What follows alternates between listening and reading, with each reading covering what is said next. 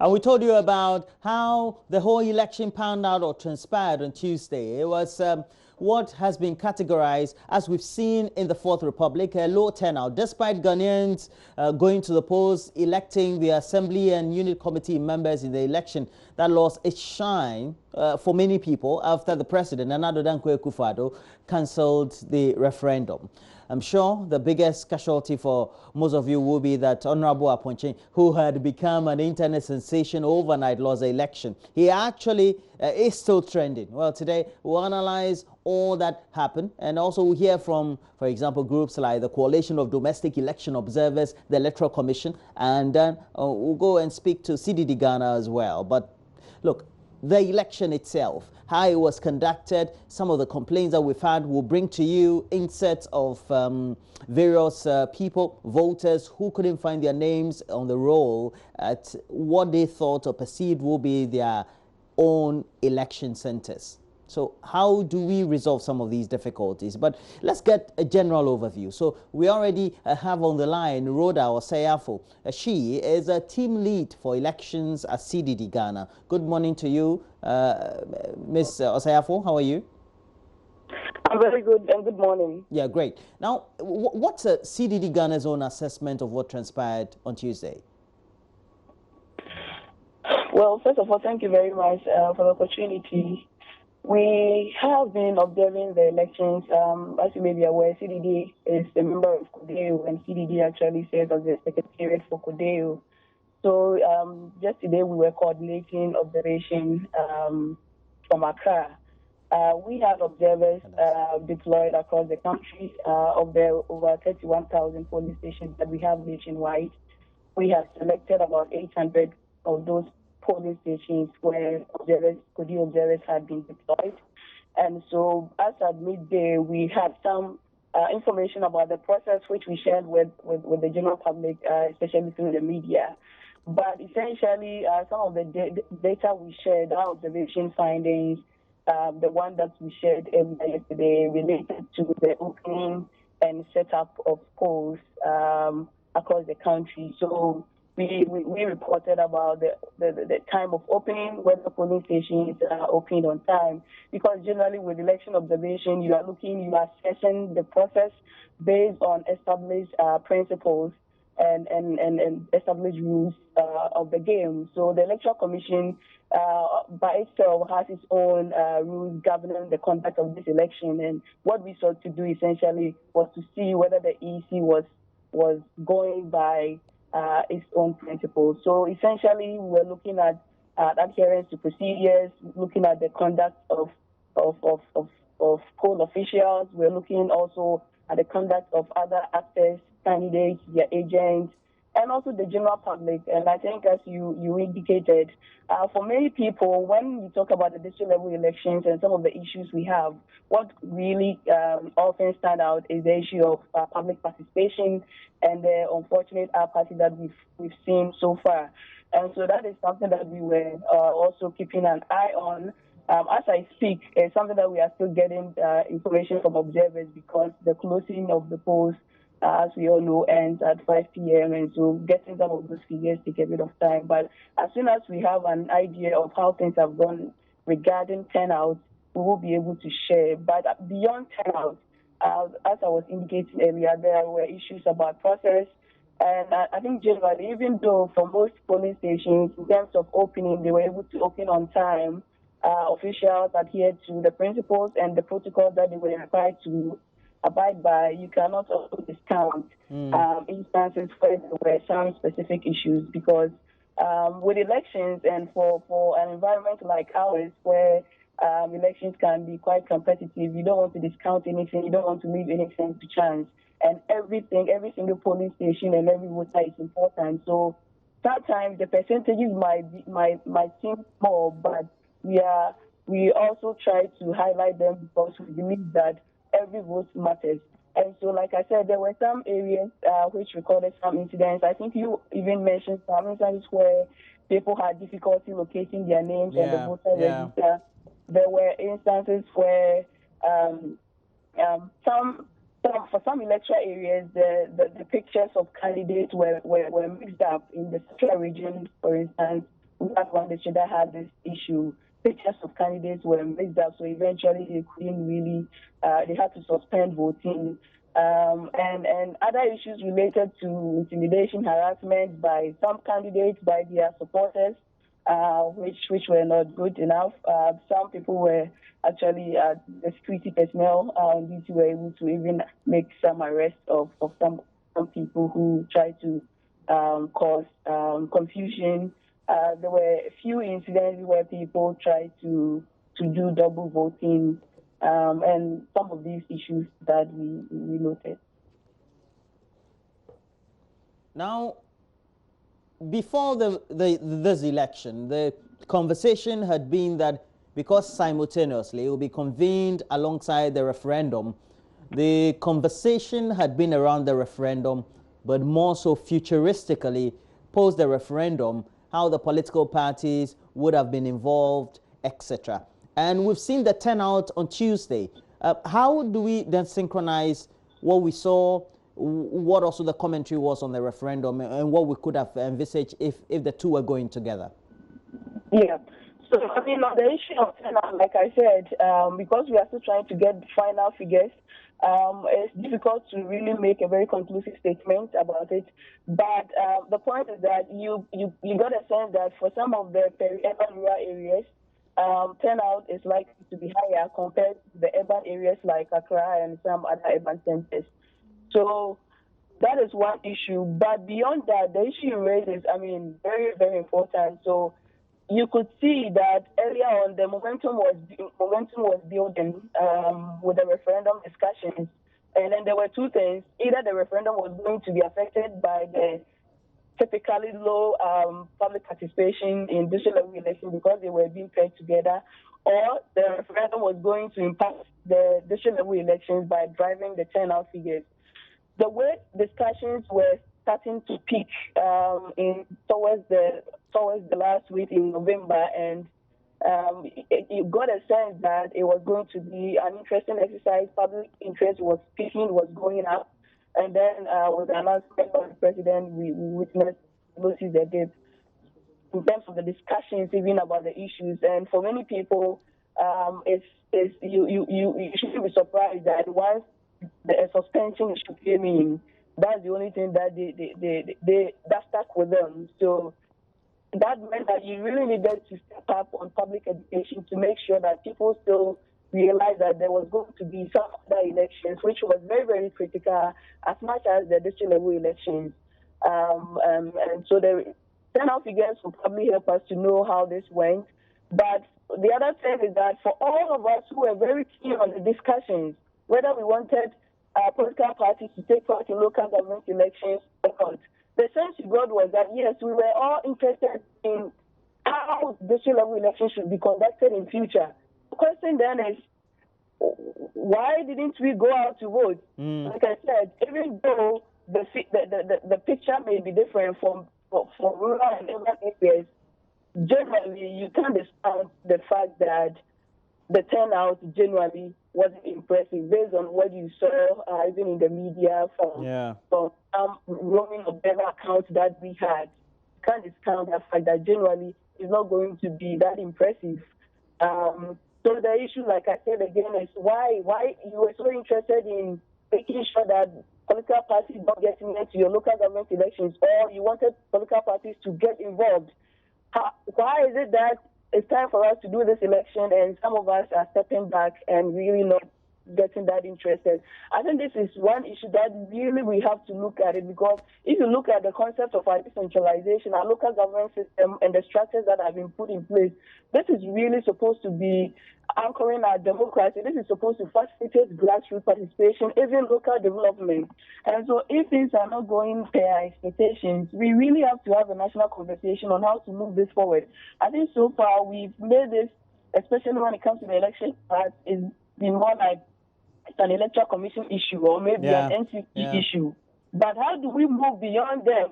Because the electoral commission is supposed to be facilitating the conduct of the elections, but in terms of what local governance is supposed to be, it goes beyond them. So how do we get all other stakeholders, the media, the other state institutions, independent actors, how do we all come back to this conversation of what really the issue is with participation in our local government elections. And I think we should be able to come back to this as early as possible. That might be tied into the issue of the referendum, which has been put on hold. But definitely this conversation is one thing that must be had, because I'm not sure of where we'll be heading to if we continue to leave the trend. We've been struggling to rise beyond 40%. Is this what we want to continue to have, or we think we can do better? If there's a way in which we can do something about it, I think it's important that we return to this conversation and closely look at the issues and see how much we can drive this in. And I think that was one critical thing that was missing out in the discussions about the referendum. How does whether parties are going to take part in it or not, in local government elections or not.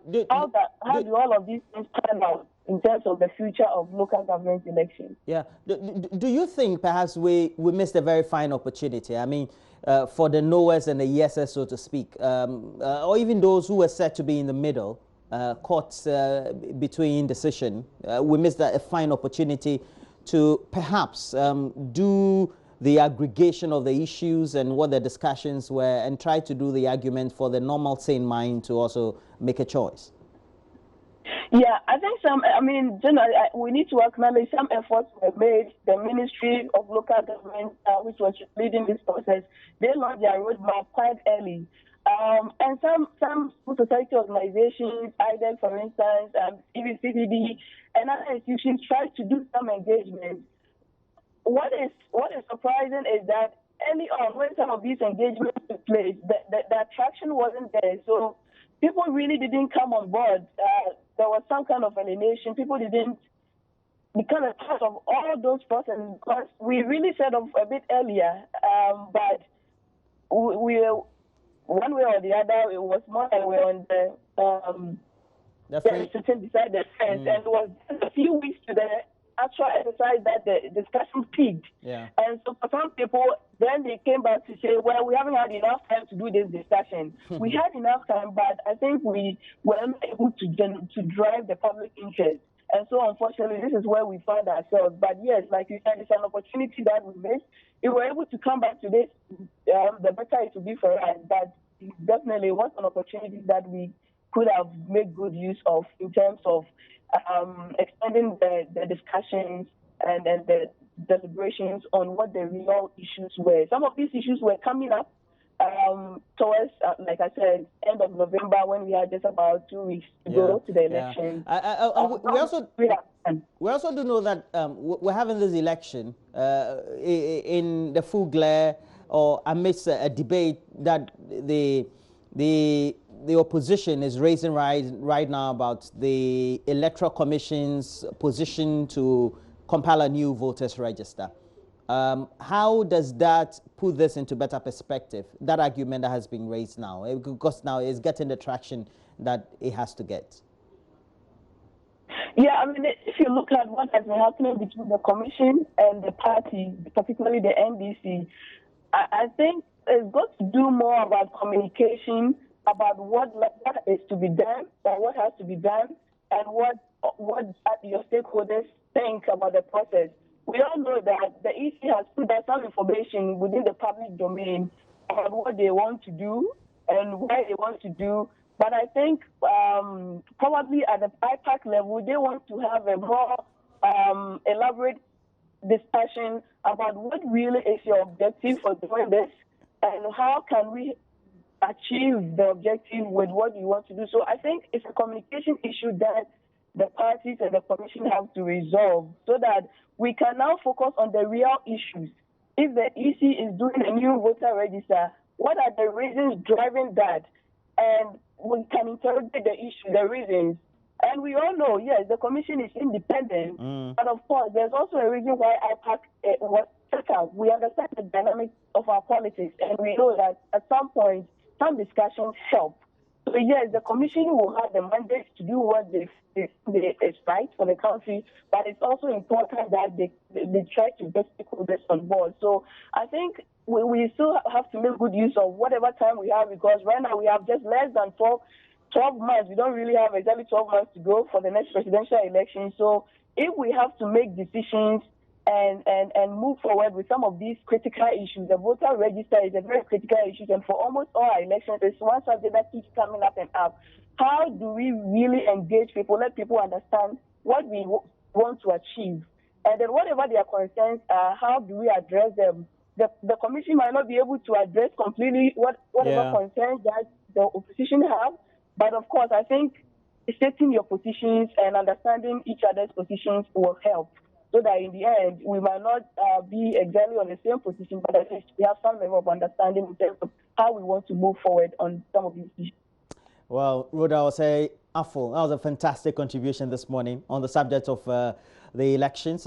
She is team lead for elections, CDD Ghana, and they, alongside Kodeo, because they're a member of Kodeo as well, they monitor the election. They'll bring their own conclusions or report or verdict or communicate on the subject, but also we'll speak to the Electoral Commission, get to find out what their own observations were over the period, and they've been making commentary on it, but it's still running, and that's why we're staying on this, to make sure that we all bring to bear the conversation, our thought, our sentiment on the election, that is the unit committee and district level elections that took place on Tuesday right here in Ghana. But as widely reported, many areas in the Greater Accra region, they recorded low turnout despite vigorous campaigns from aspirants, the NCC, civil society organizations, and the Electoral Commission themselves. Now, already we had our checks, and there were indications that that the Ayawaso West Wogon constituency review voter registers, for example, did not have half of voters' details, etc. There are also other incidents. For example, there was a different situation at Agbogbloshie where many voters had to visit at least 3 polling stations beyond the point of original registration just to find their names, get verified consistently. But what a better way for us to get the discussions forthright situated than to speak to representatives of the Electoral Commission. We go straight onto the phone lines, speak to a Deputy EC Chair and Dr. Eric Bosman. Dr. Bosman Asari is on the line. Good morning to you, Dr. Bosman Asari. Good morning to you, and good morning to your viewers and the listeners as well. Now, the observation from the point of view of the Electoral Commission on the election that took place yesterday would be what? In terms of observation, I think at the Commission's, let me say from the Commission's perspective, we believe it has gone very, very well. Because this, unlike presidential parliamentary elections where normally in a constituency we have 5 or 6 people contesting, for this particular elections, for each electoral area you have people who are contesting. So from the printing standpoint, you are looking at over 12,000 places for the candidates, and looking at it, that comparing this to previous district assembly elections, almost all the electoral areas were able to get their materials on time. And based on the even the day of voting, we only heard of one particular polling station where some men had to take the ballot box. So based on that, we can clearly say that the elections went very, very well. From our side, we thought it was very, very successful. And if we were to rank ourselves, I think we'll give ourselves a major thumbs up. But it looks like the usual scenario we'll find with this type of election. The turnout, not as in the volumes that you would get in the general elections, still characterized it. And which is very, very true, because in terms of turnout, you know, in Ghana, voting is not compulsory. People can decide whether to vote or not to vote.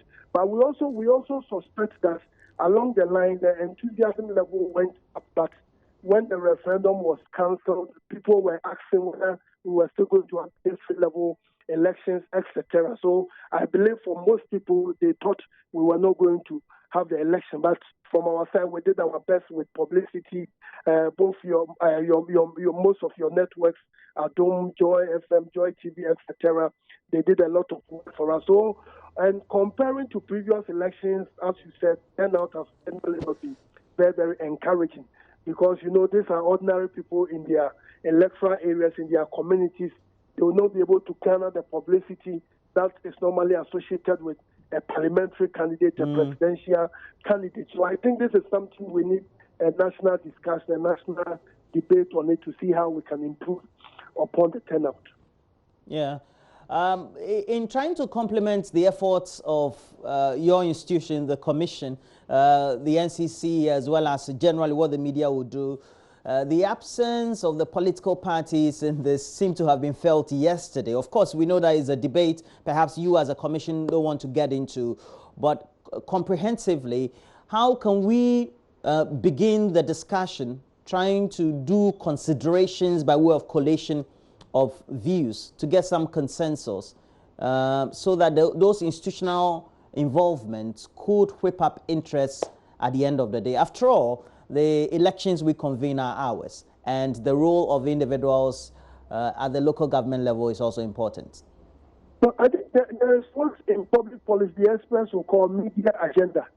You guys in the media are so influential. People follow you on several platforms. People listen to you. So the media should take it up that no, we think that we are a country and we're not being very frank with ourselves. This is what is happening. We are spending huge sums of money to encourage people to vote at the local level, but we are still identifying that the enthusiasm level is low because of AP. I think this is something, it's one within our power as a country to do. But look, we have to say that it's a well-organized election, apart from the usual infractions or concerns about some changes or exchanges, misplacement of names, pictures, not aligning with each other. How have you been able to resolve some of those sporadic or isolated incidents? There were some few areas, those places to be voting today. But as you rightly pointed out, when you look at the bigger picture, the areas we have problems with may not even be up to 1%. So when you look at it, for 99% of our polling centers, everything went on smoothly, even more than 99.9%.